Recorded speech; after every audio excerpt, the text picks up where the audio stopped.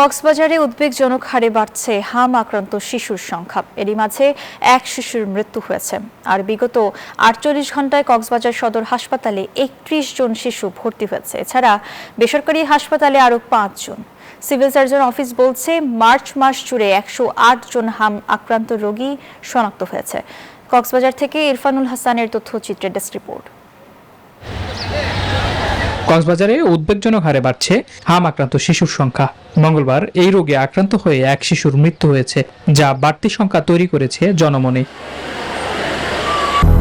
200-র বেশি সার্ভিস ও ফিচারে লেনদেনের সব বিকাশ অ্যাপে সম্ভব। জ্বর, সর্দি কাশি এবং শরীরে লালচে ফুসকুড়ি এমন উপসর্গ নিয়ে প্রতিদিনই হাসপাতালে ভর্তি হচ্ছেন নতুন নতুন রোগী।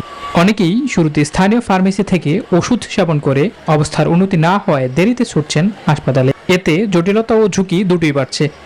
ফার্মেসি ডাক্তারের পরামর্শে কিন্তু কোনো উন্নতি না হওয়াতে আমি এমবিবিএস ডাক্তারের কাছে আসি।